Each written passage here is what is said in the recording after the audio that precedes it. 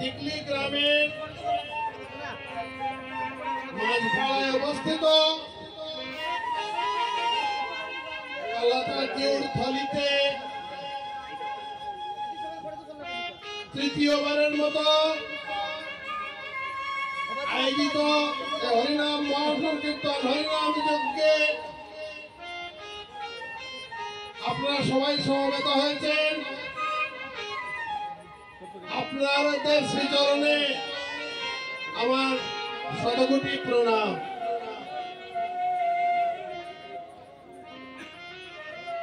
আজকে এই হরিনাম মহাযজ্ঞে আমার উপর একটি গুরুত্ব দায়িত্ব পড়েছে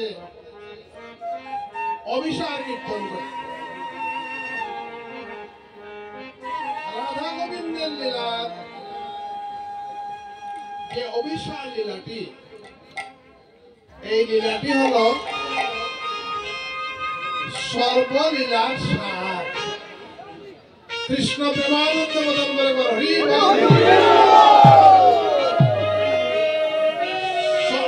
সর্বলীলার সার। ওই কারণে এই অষ্টপ্রহর হরিনাম মহাযজ্ঞে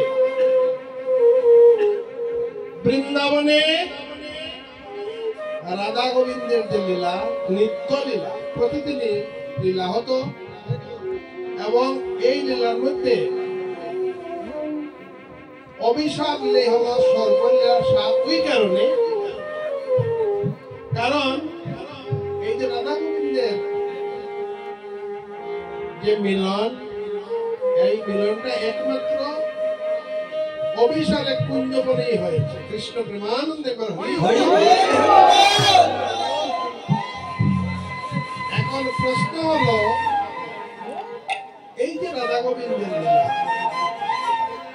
রাধা গোবিন্দের মিলন, এই মিলন হলো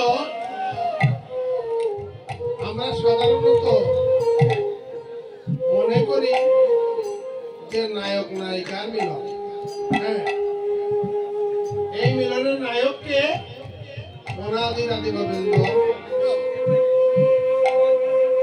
স্বয়ং কৃষ্ণ, আর নায়িকাকে আমার শ্রীমতী রাধা রানী। কৃষ্ণকে অনাদি রাধা গোবিন্দ পরম পুরুষ, একমাত্র পুরুষ, তিনি জগতের পতি, জগতের স্বামী। আমাদের এই যে জীব জগতে প্রত্যেক পরিবারে,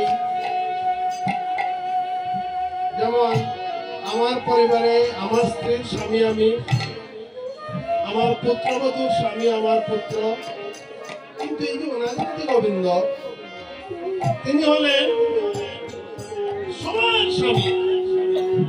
আমার স্বামী, আমার স্ত্রীর স্বামী, এই জগতের যত প্রাণী আছে সবার স্বামী হলেন রাধা গোবিন্দ, সে পরম পুরুষ শ্রীকৃষ্ণ। তিনি জগতের প্রতি, তোমারও প্রতি, আমারও প্রতি, সবার প্রতি। তার আত্মা হলো পরমাত্মা, তার ভগবানের আত্মা হলো পরমাত্মা। আর রাধা রানীকে অনাদি রাধা গোবিন্দ একমাত্র পুরুষ, রাধা রানী প্রকৃতি। আমরা সবাই প্রকৃতি, কারণ গোবিন্দ আমারও প্রতি, তোমারও প্রতি, আমার স্বামী, তোমার স্বামী, সবার স্বামী। কাজেই আমরা সবাই প্রকৃতি। আর আমাদের এই প্রকৃতি প্রতিনিধি হলেন শ্রীমতী রাধা রানী। কৃষ্ণ প্রেমানন্দে হরি হরি হরি। এই যে রাধা রানী, প্রকৃতির আত্মা হলো জীবাত্মা, আর পুরুষের আত্মা হলো পরমাত্মা। এই যে পরমাত্মার সাথে যে জীবাত্মা মিলন, সেই মিলনই হলো রাধা গোবিন্দের মিলন। কৃষ্ণ প্রেমানন্দে কাজেই এই যে মিলন, এই মিলন সাধারণ মিলন না। যদি এটাকে আমরা সাধারণভাবে চিন্তা করি তাহলে আমরা মহাপাপ তো কি হবো? এই মিলন হলো অসাধারণ মিলন, অর্থাৎ আমাদের জীবাত্মার সাথে পরমাত্মার মিলন। এই অভিসারে কুঞ্জবন রাধা গোবিন্দের মিলন, সেই গুরু দায়িত্বটা পড়েছে আমার উপরে। আমি এই যে বর্তমান যে যুগ, সেই আধুনিক যুগের আমি কোনো কীর্তনিয়া নই। আমি কীর্তন পরিবেশন করতে গিয়ে যদি ভুল ত্রুটি করে থাকি, তাইলে আপনাদের শ্রীচরণে আমার একটা নিবেদন, আপনারা ক্ষমা সুন্দর দৃষ্টিতে রাখবেন। যাই হোক,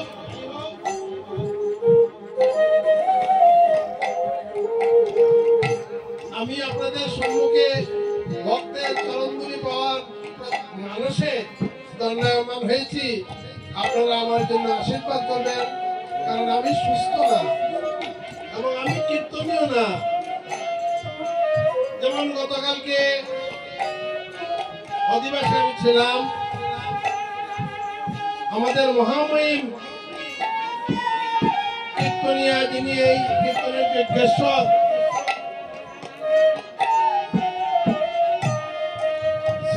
শ্রীযুক্ত বিজয় কৃষ্ণ গোস্বামী মহাশয়, যার শাস্ত্র সম্পর্কে অগাধ জ্ঞান, অগাধ পাণ্ডিত্য, তিনি বলেছেন, তিনি আমাকে মাস্টারদা বলে সম্বোধন করেন।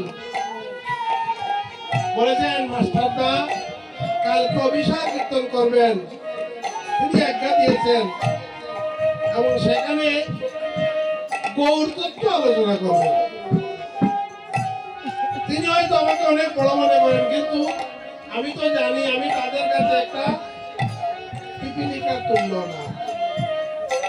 তাদের মধ্যে সাগর, আর এই সাগরে আমি একটা এক বিন্দু শিশির। যাই হোক, এই যে অভিসার কীর্তন, এটা হলো কীর্তন আসর। এখানে প্রত্যেকটি লীলাতে মহাজনরা অনেক পদ রচনা করেছেন ধারাবাহিক।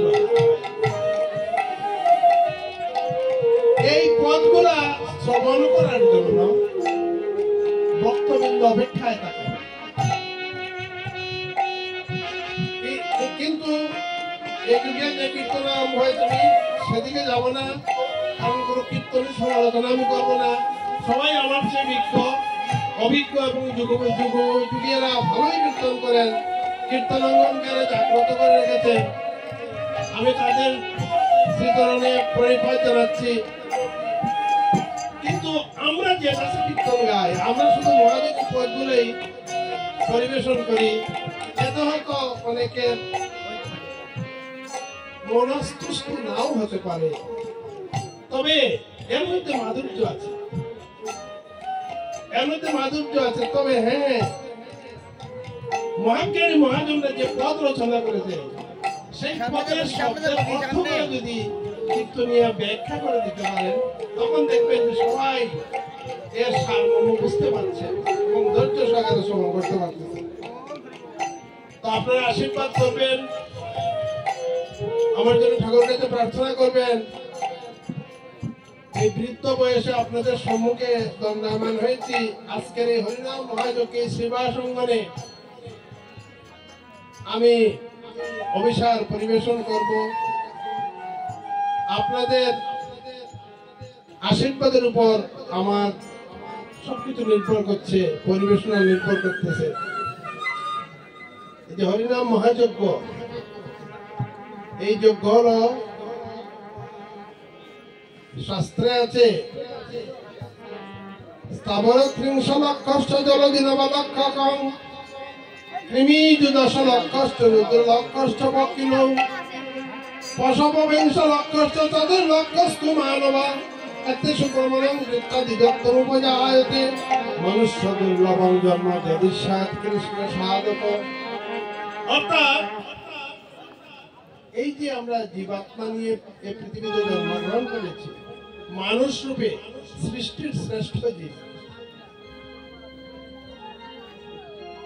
স্থাবর ত্রিংশলক কষ্ট, এই আত্মা স্থাবর রূপে বৃক্ষরাজি রূপে 30 লক্ষ বার এই ধরাধামে জন্মগ্রহণ করবে।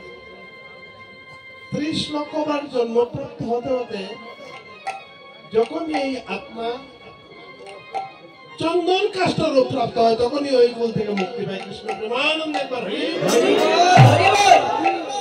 স্থাবর ত্রিংশলক কষ্ট জলজ নব লক্ষ কর, জলজ প্রাণী রূপে এই যে মৎস্য কুম্ভীরে জলে বাস করে, জলজ প্রাণী রূপে নবলক্ষ বার এই আত্মায় পৃথিবীতে জন্মগ্রহণ করে। জলজ প্রাণী রূপে জন্মগ্রহণ করতে করতে যখনই আত্মা মকর রূপ প্রাপ্ত হয়, তখনই ওই কুল থেকে মুক্তি পায়। কৃমিযুত 10 লক্ষ কৃমিকীট রূপে, কৃমিকীট রূপে এই আত্মা 10 লক্ষ বার এই পৃথিবীতে জন্মগ্রহণ করে। কৃমিকীট রূপে জন্মপ্রাপ্ত হতে হতে যখনই আত্মা ভ্রমরূপ প্রাপ্ত হয়, তখনই ওই কুল থেকে মুক্তি পায়। রুদ্র লক্ষ পক্ষী নৌ 11 লক্ষ বার পক্ষী রূপে জন্মপ্রাপ্ত হয়। পক্ষী রূপে জন্মপ্রাপ্ত হতে হতে যখনই এই আত্মা ময়ূর রূপ প্রাপ্ত হয়, তখনই ওই কুল থেকে মুক্তি পায়। এই হলো 30, 39, 49, 11, 60 লক্ষ বার পশবিংশ লক্ষ, পশুকুলে এসে 20 লক্ষ বার। পশুকুলের শেষ কুল হলো গোকুল, আর গোকুল থেকেই মনুষ্য কুল। মনুষ্য দুর্লভম জন্ম গজন্ম ছাড়াই, গজন্ম ছেড়েই মনুষ্য কুলে। এই হলো 80 লক্ষ 4 লক্ষ মানবা, 4 লক্ষ বার মানব কুলে। মানব কুলে জন্মগ্রহণ করে মানবের মধ্যে ভগবান গীতাতে বলে গিয়েছেন চতুর্বর্ণ মায়া সৃষ্টম গুণকর্ম বিভাগ, 4টি বর্ণ, যথা ব্রাহ্মণ, ক্ষত্রিয়, বৈশ্য, শূদ্র। শ্রেষ্ঠ কুল ব্রাহ্মণ কুল। ব্রাহ্মণকে দ্বিজ বলা হয়। এতে সুব্রাহ্মণ কৃত্তা দ্বিজোত্তম উপজায়তি। ব্রাহ্মণকে কেন দ্বিজ বলা হয়? কারণ ব্রাহ্মণ 2 বার জন্মগ্রহণ করেন। একবার মাতৃগর্ভ থেকে জন্মপ্রাপ্ত হয়, আর একবার উপনয়ন পাওয়ার পরে জন্মপ্রাপ্ত। উপনয়ন পাওয়ার পরেই তিনি দ্বিজ হয়ে যান। শ্রেষ্ঠ কুল। এতে সুব্রহ্মণং কৃত্তা দ্বিজোত্তম উপজায়তে মনুষ্য দুর্লভং জন্ম যদিচ্ছেদ কৃষ্ণ সাধক। এই মনুষ্যগুলোর মধ্যে শ্রেষ্ঠ কুল ব্রাহ্মণ করে জন্মপ্রাপ্ত হয়েও যদি কৃষ্ণ ভজন না করা যায়, তাইলে আত্মার মুক্তি নেই। আবার সেই 84 লক্ষ।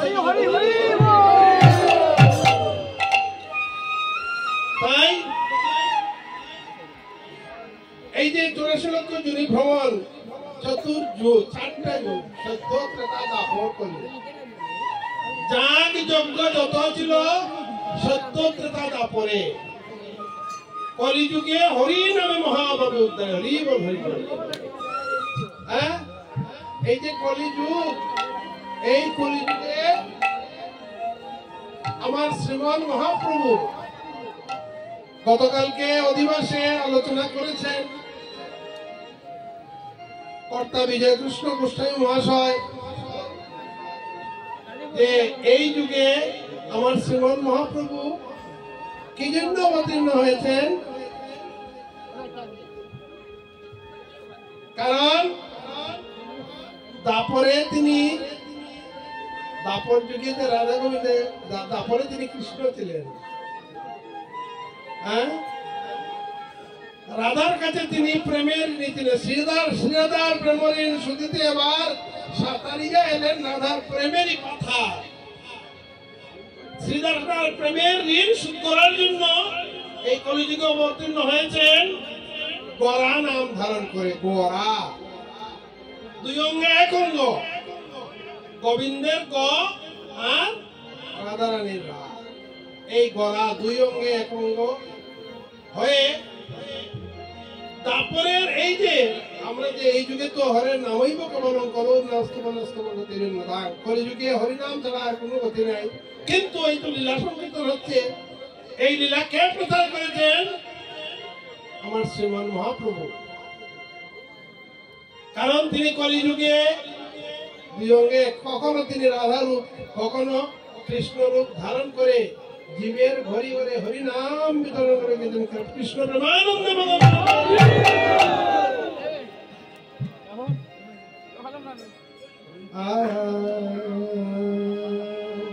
হরি नाम सुदारस पियरे मनोआ ए संसार भव दुखा हरे नाम सुदारस पियरे मनोआ ए संसार भव दुखा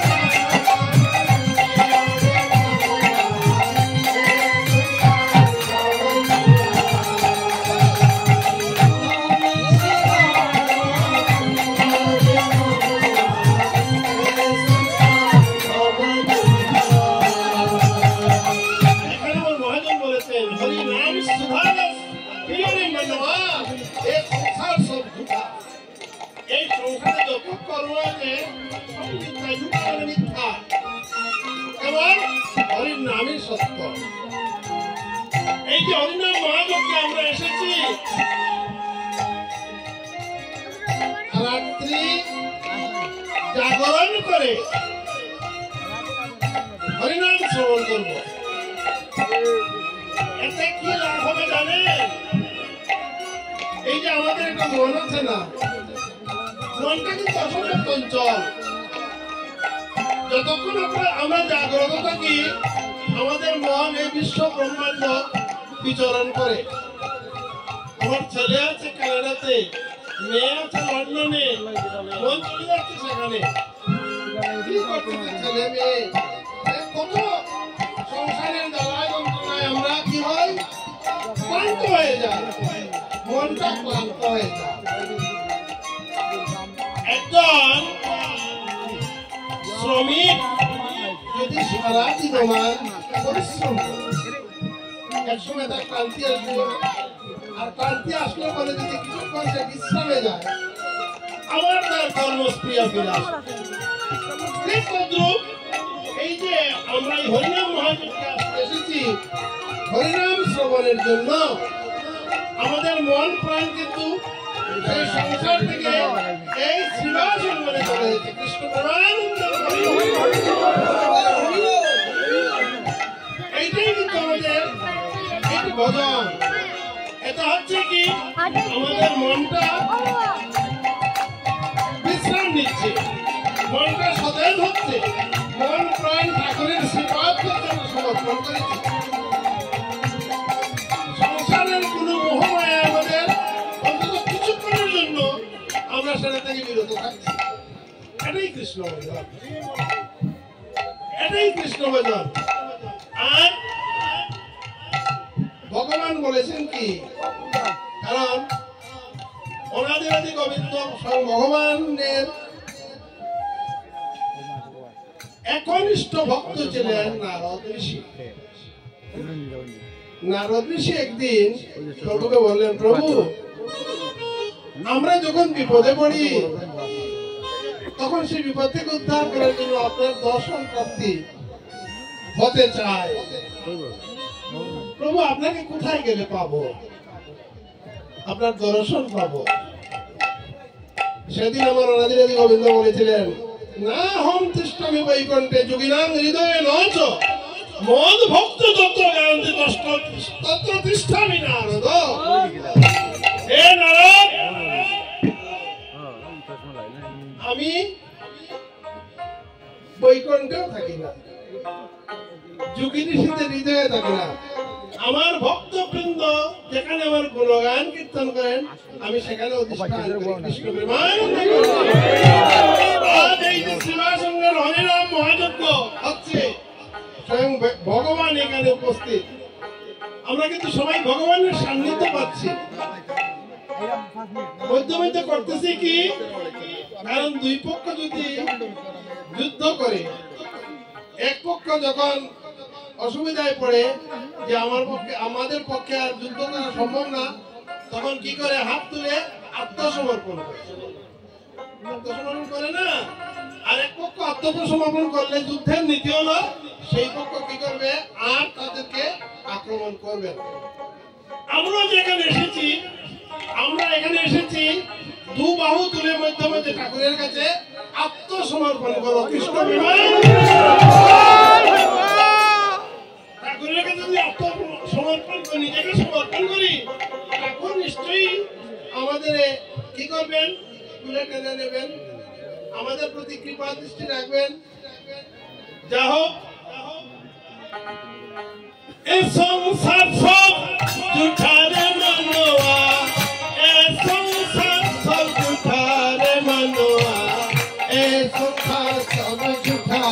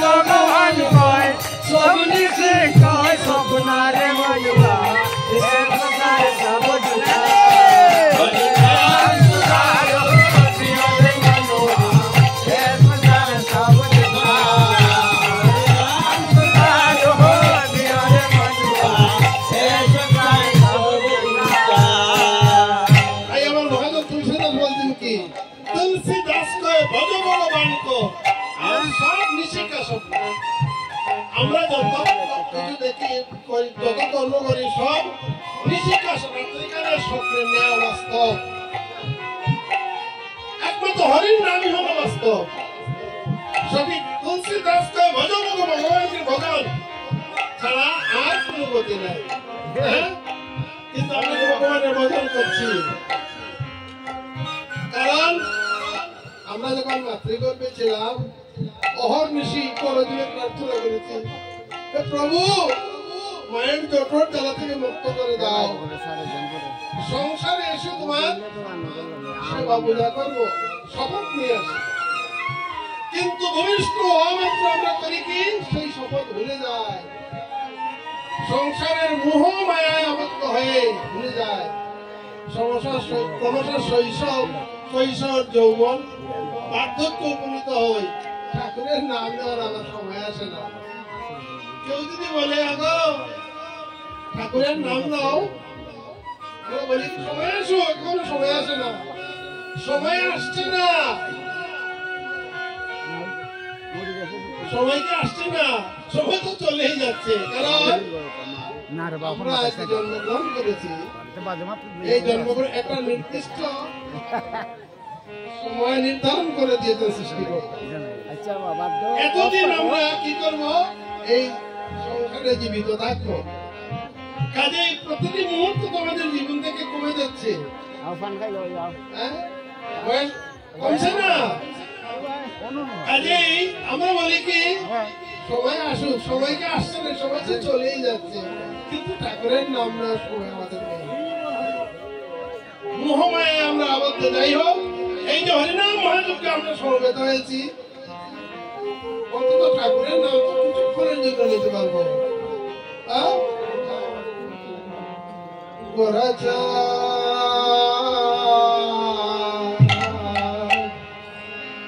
রাধার ভাবেতে মোরা গরা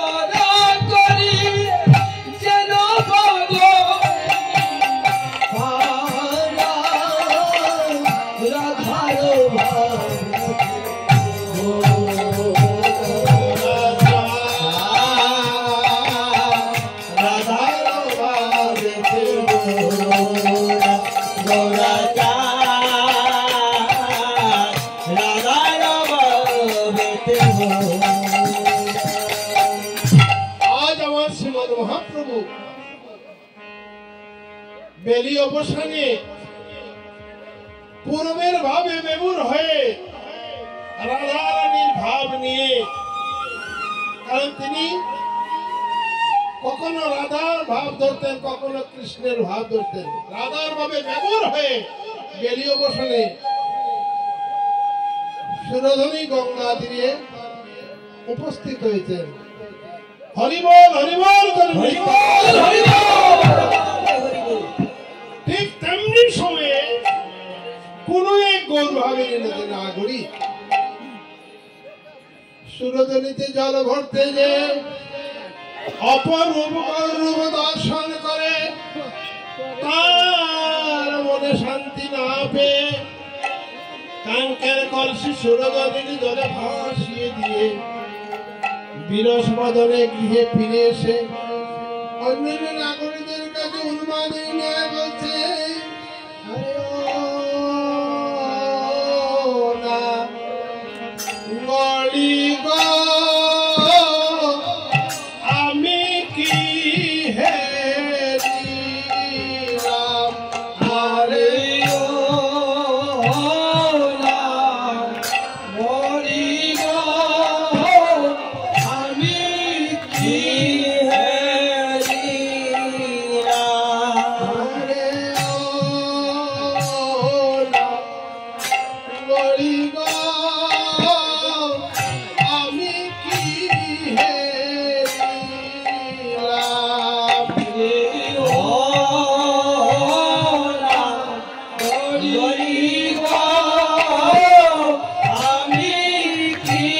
হেরিলাম,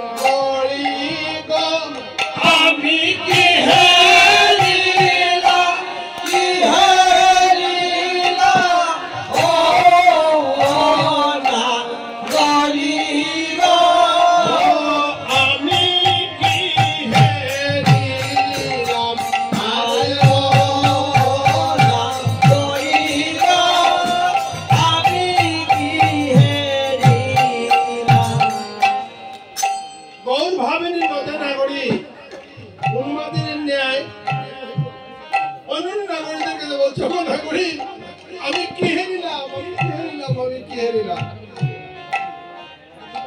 নাগরিকগণ বলছে, ওগো নাগরিক, তুমি যে অনুবাদী বলছো কি হেরিলাম, কি হেরিলাম, কি হেরিলাম, আমরা তার মর্ম কিছুই বুঝতে পারছি না। একটু খুলেই বলো, কোথায় গিয়েছিলে, কি বা হেরে আসলে। তখন গৌরভবেন্দ্র নাগরিক বলছে, ওগো নাগরিক, আজ বেরি অবসরে যখন আমি সুরধনীতে জল ভরতে গিয়েছি, গিয়ে কি দেখলাম জানিস? সুরধনীর ঘাটে চাঁদ উঠেছে, সুরধনীর ঘাটে চাঁদ উঠেছে, সুরধনীর ঘাটে চাঁদ উঠেছে, সুরধনীর ঘাটে চাঁদ উঠেছে। অন্যান্য নাগরিকগণ বলছে, ওগো তুমি কি বলছো, কি বলছো? সুরধনীর ঘাটে চাঁদ উঠেছে? হ্যাঁ গো হ্যাঁ, চাঁদে এখন কখন আলো করেছে, সুরধনীর ঘাটে চাঁদ উঠেছে,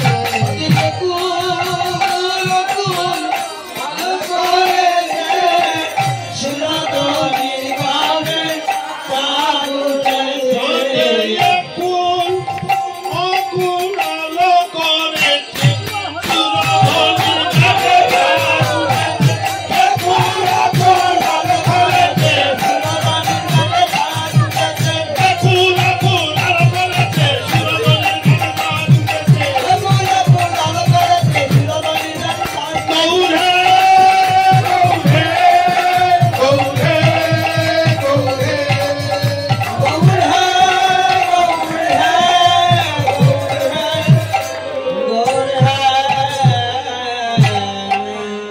গৌর ভাবিনী নদী নাগরী উন্মাদিনী ন্যায় বলছে, সুরধনের ঘাটে চাঁদ উঠেছে, চাঁদে একুল আকুল আলো করেছে। হ্যাঁ, কারণ আমরা তো জানি চাঁদ কোথায় উদিত হয়, ঘাটে উদিত হয় না, গগনে উদিত হয়। আমরা তো জানি চাঁদ গগনে উদিত হয় নাকি। আর চাঁদ যখন গগনে উদিত হবে, তখন তার আলো থেকে আমরা কেউ বঞ্চিত হবো না। কৃষ্ণ প্রেমানন্দ একবার হবে। গৌরবাবীর নদীর গলি বলছে সুরধনির ঘাটে চাঁদ উঠেছে আরে এক চাঁদ গগনে উদয় আমরা সবে জানি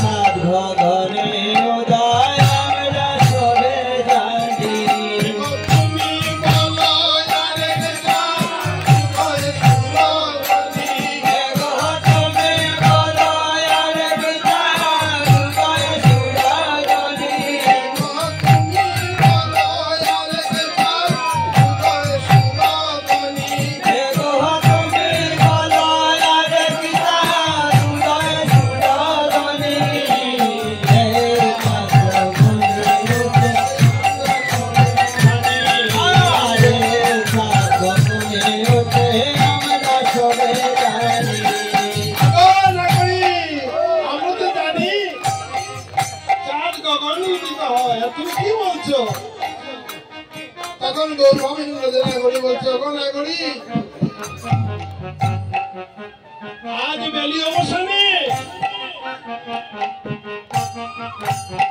যখন আমি সুরধনীতে জল ভরতে গিয়েছি গিয়ে কি দেখলেন জানিস আমার প্রাণ গৌরাঙ্গ এমনি একটা অপরূপ রূপ ধারণ করে সুরধনী গঙ্গা তীরে ঊর্ধ্ব বাহুয়ে হরিবল হরিবল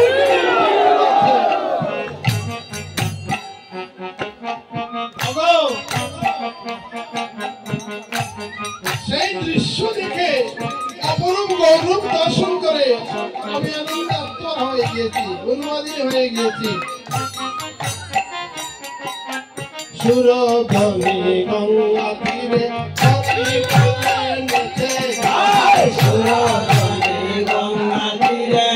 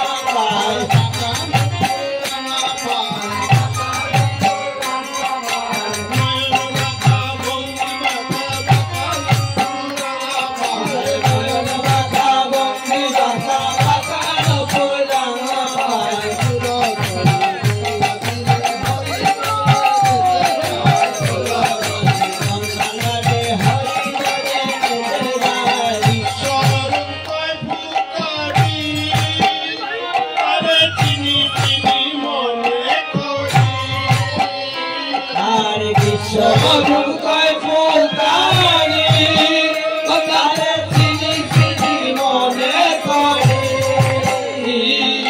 বিশ্বরূপ কয় ফুলকারি তারে চিনি চিনি মনে করি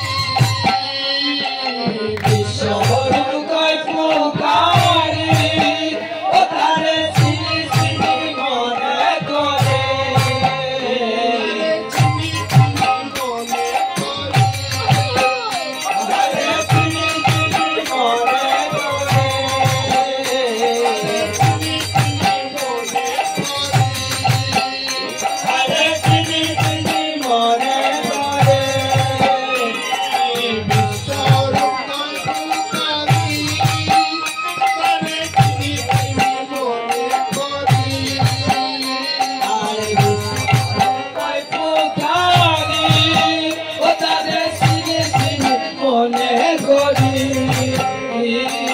বরণ দেখে না যায় স্বভাব বুঝা যায় তার বরণ দেখে না যায় কিনা স্বভাবে তার কিনা যায় দেখে না যায় কিনা স্বভাব তো বুঝা যায় বরণ দেখে না যায় কিনা স্বভাবে তার কিনা যায় স্বভাব তো বুঝা যায় আরে স্বভাবে তার কিনা যায় স্বভাব তো বুঝা যায় আরে স্বভাবে তার কিনা যায় বরণ দেখে না যায় কিনা স্বভাব তো বুঝা যায় আমি বেদায় না কিনা স্বভাবে তার কিনা যায়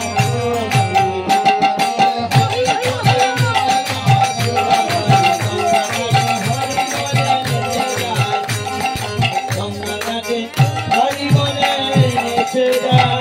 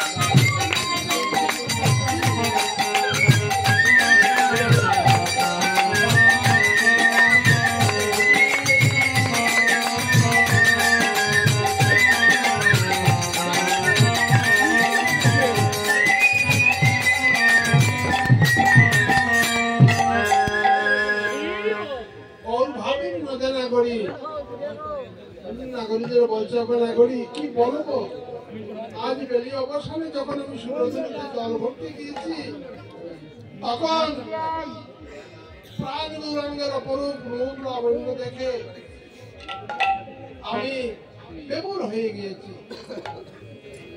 তিনি ঊর্ধ্ববাহু সুরজনী গঙ্গা তীরে ঊর্ধ্ববাহু হয়ে হরিবল করে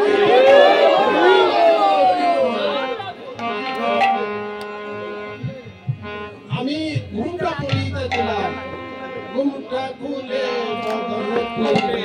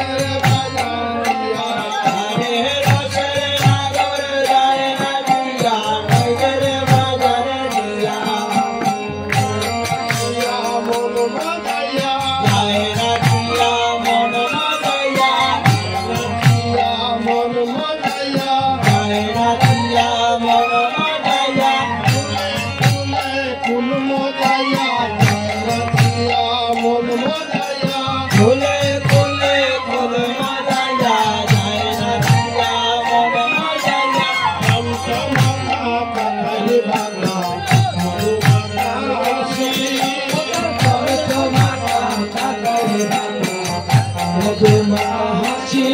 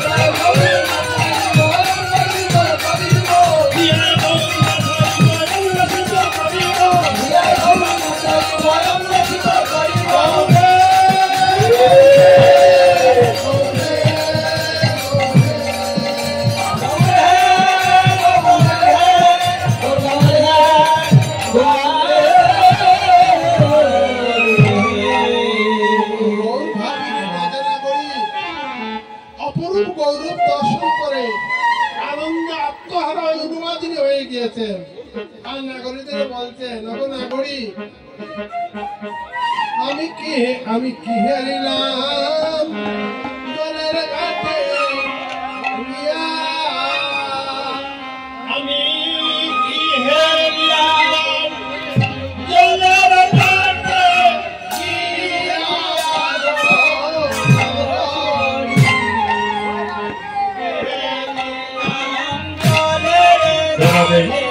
সম্মানিত উপস্থিতি আত্মকার সুন্দর পরিবেশনায় সিলেট থেকে আগত যোগ্য চৌধুরী তাদের এই তিনজনের মধ্যে সুন্দর পরিবেশনায় 500 টাকা থেকে আমি হরে কৃষ্ণ সবাই হরে কৃষ্ণ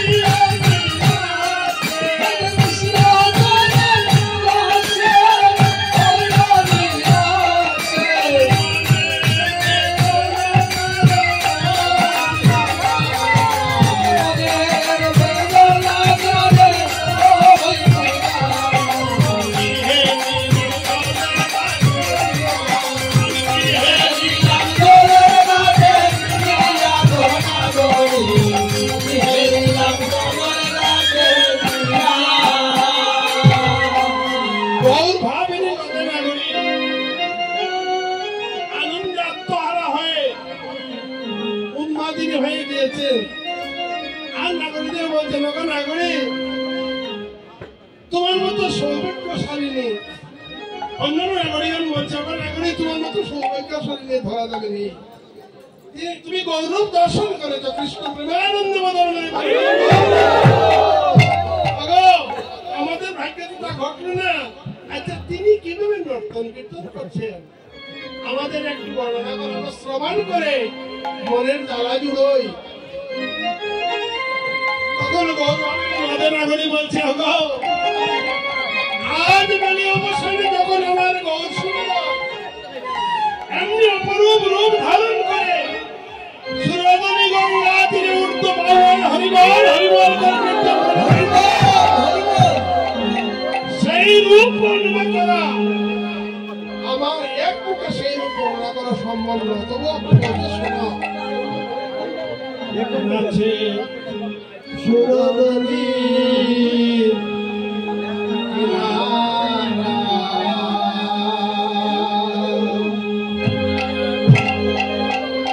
সোনার লোক গণিত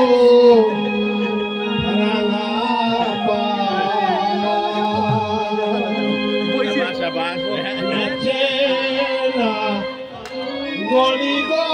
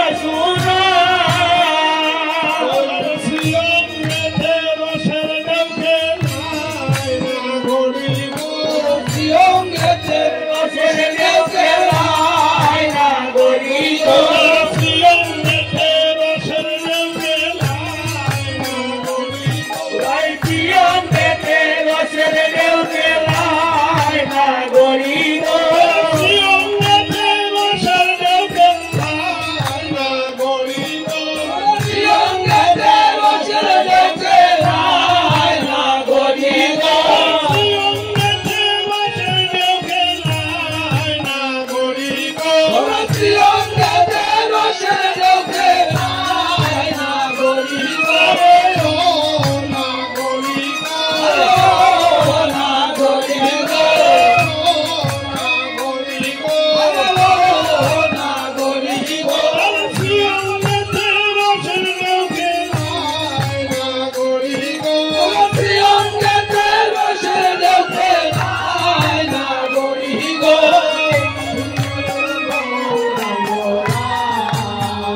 ভগতে সুরগনির কিনারা সোনারে ফুল কাছে না গরি গো সুন্দর গো ভগতে সোনা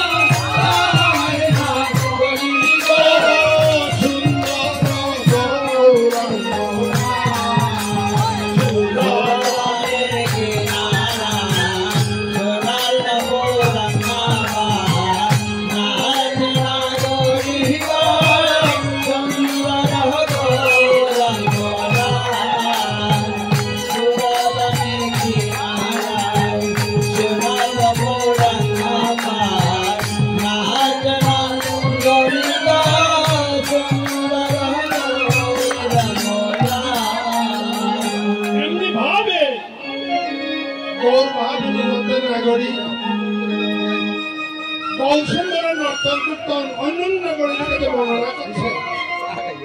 এখন অন্যান্য নাগরিকের মঞ্চকে নাগরিক তোমার মতো সৌভাগ্যশালী নিয়ে ধরা দাবি আর কেউ নেই।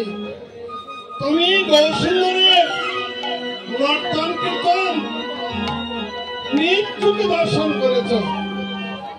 আগো আমাদের ভাগ্যে কিনা ঘটবে না, কেন ঘটবে না গো? তোমরাও যদি আজ সুরধনের ঘাটে সবাই যাও, গিয়ে দেখতে পাবে আমার গৌসুন্দর আজ বেরিয়ে বসে সুরধনের গঙ্গা তীরে উর্দু বাউ হয় হরিবল হরিবল আপনি সব নাগরিকগণ সমবেত হয়ে সুরধনের ঘাটের দিকে রওনা হয়ে গিয়েছে এবং দূর থেকে অবলোকন করছে। জলের কাঁঠাল করেছে রূপের ছটা, জলের কাঁঠাল করেছে রূপের ছটা, জলের কাঁঠাল করেছে রূপের ছটা, জলের কাঁঠাল করেছে রূপের ছটা, আরে রূপ হারিতে হুল পড়েছে নবযুবকের ঘটা, আরে রূপ হারিতে হুল পড়েছে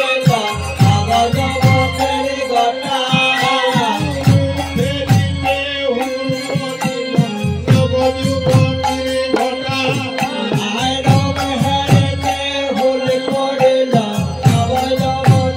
ঘটা,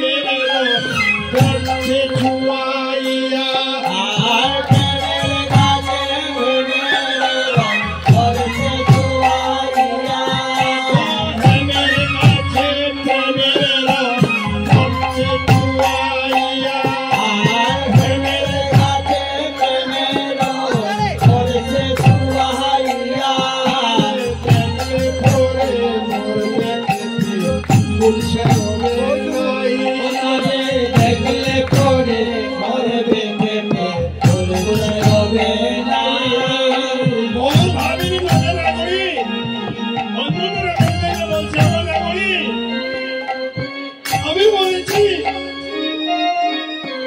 তোরা আর মরিস না, কেননা দেখলে পরে মরবে কেমনে পুলিশের হবে নাই, আরে দেখলে পরে মরবে কেটে পুলিশের হবে নাই,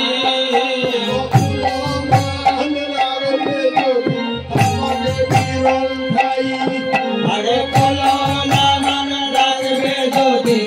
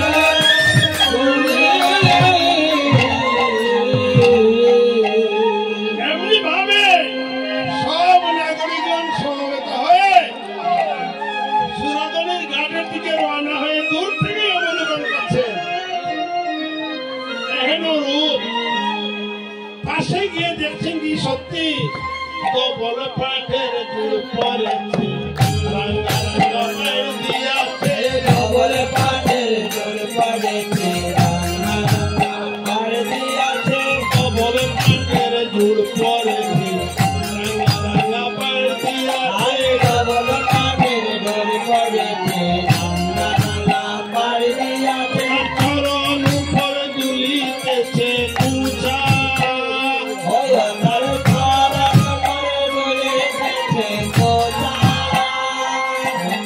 চরণ উপর দুলিতেছে পূজা ওই তার চরণ পরে দুলিতেছে পূজা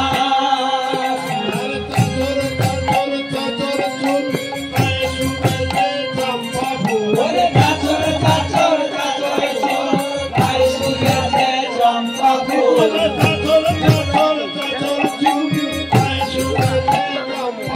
আরে চাচর চাচর চাচর চোর ভাই শুয়েছে চম্পা ফুল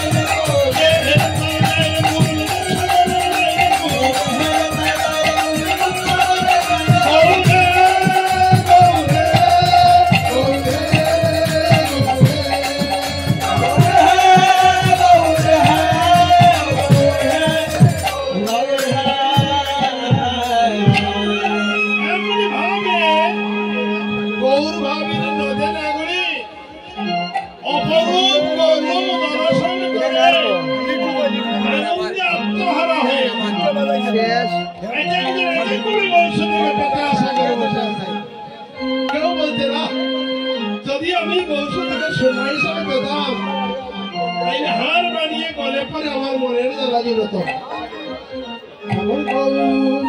যদি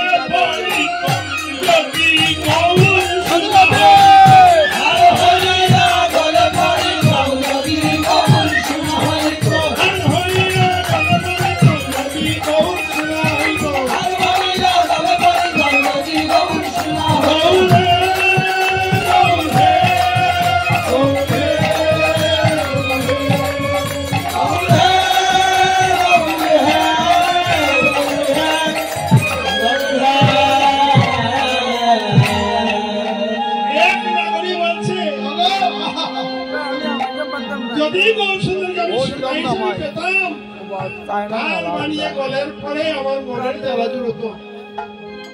তখন আরেক নাগরী বলছে, আগো নাগরী, তুমি তো চাচ্ছ গৌরসুন্দরকে সোনা হিসেবে পেয়ে হার বানিয়ে গলে পরে মনের জ্বালা জুড়বে। যে কোনো অসতর্ক মুহূর্তে হার ছিঁড়ে যেতে পারে।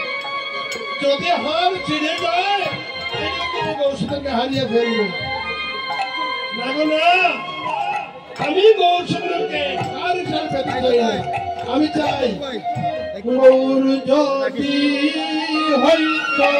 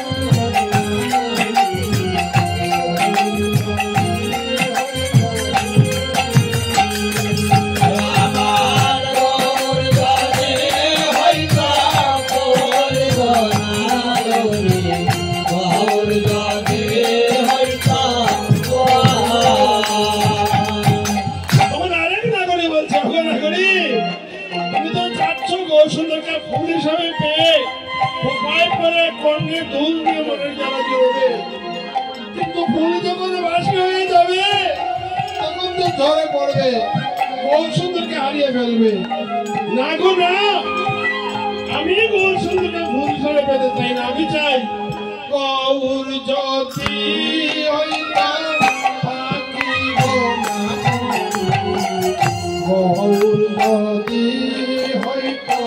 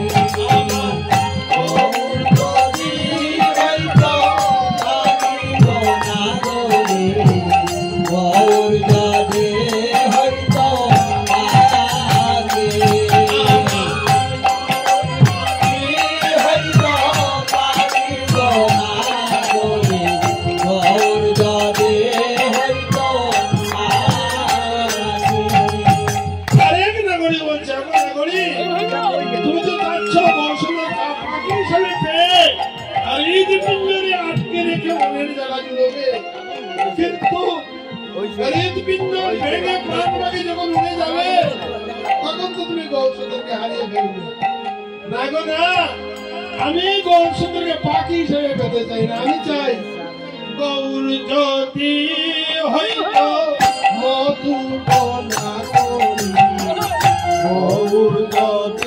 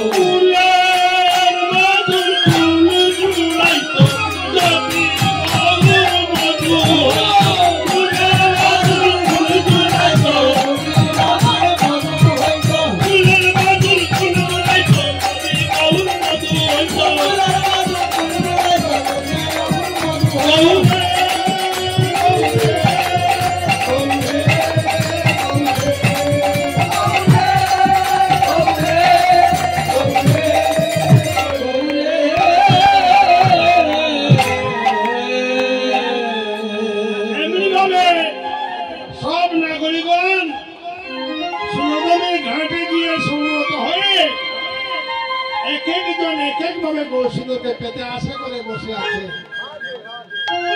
লীলার পার্শ্ব থেকে মহাজন মনে কথা বলছেন, নাগরিকগণ, তোমরা তো গৌর প্রেমে একেবারে বিভুল হয়ে গিয়েছ। হ্যাঁ, জানো দিকে স্বভাব কিন্তু ভালো ছিল না। ব্রজের মাখন চূড়া নন্দ কিশোর আজ নবগোরা রূপে ভেঙে কৃষ্ণ প্রেমানন্দে। ব্রজের মাখন চূড়া নন্দ কিশোর আজ নবগোরা রূপে এসেছে। হ্যাঁ, ওরা চাঁদ ব্রজে ছিল যশোদা জীবন, ওরা চাঁদ ব্রজে ছিল যশোদা জীবন। ওই নদিয়াতে হলো এবার শিশু জীবন, নদিয়াতে হলো এবার শিশু জীবন, নদিয়াতে হলো এবার শিশু জীবন। নদিয়াতে হলো এবার শিশু জীবন।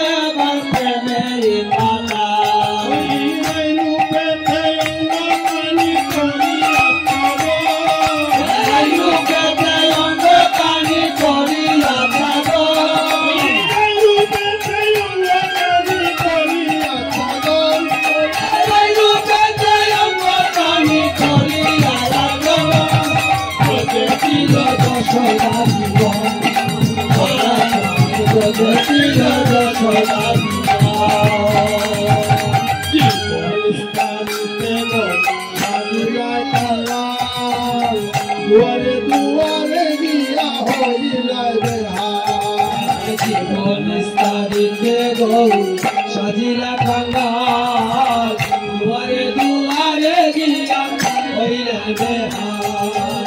জীবন স্তারিতে হইলা কাঙ্গাল, দুয়ারে দুয়ারে গিয়া হইলা বেহাল। জীবন স্তারিতে গৌ সাজিলা কাঙ্গাল, দুয়ারে দুয়ারে গিয়া হইলা বেহাল।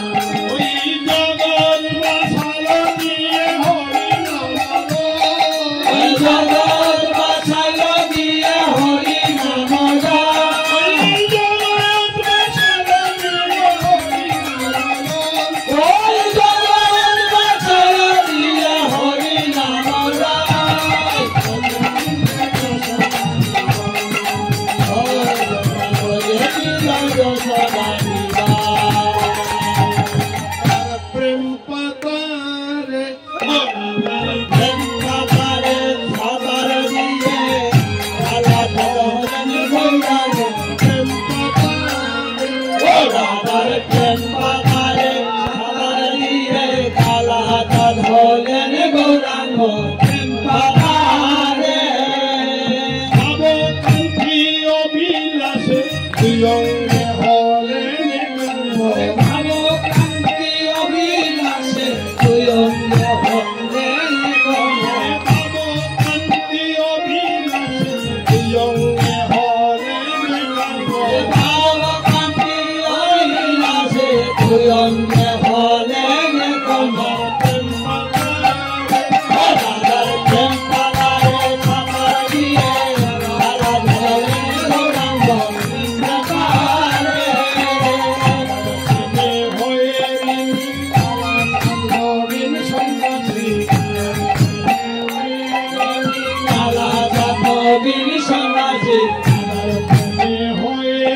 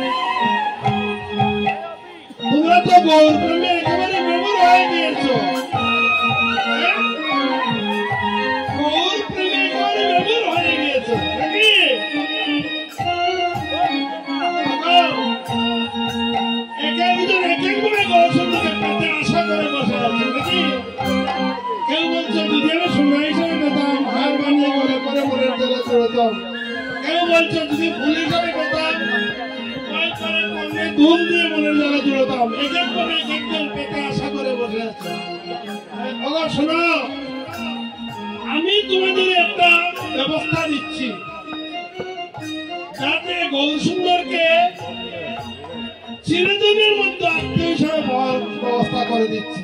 তোমরা কি রাজি? তখন নাগরিক বললো এমন ভাষা কজনের আছে শোনো।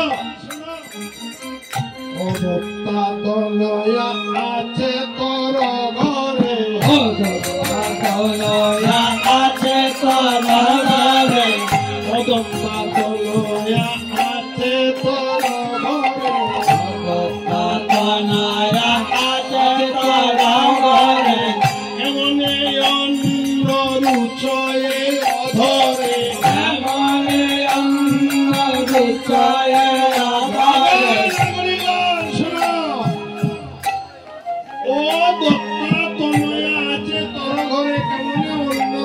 অধরে। এই শব্দের অর্থ যদি আমি ব্যাখ্যা করে না বুঝাই অনেক হয়তো বুঝতে পারবেন না। ও দত্তা তনয়া, অদত্তা শব্দের অর্থ কি? দত্তা মানে দান করা, অদত্তা মানে যাকে দান করা হয় নাই। তনয়া শব্দের অর্থ হলো কন্যা, মেয়ে। অদত্তা তনয়া আছে তোর ঘরে, কেমনে অন্য রুচয়ে অধরে। কারণ যাদের বিয়ে উপযুক্ত কন্যা সন্তান থাকে,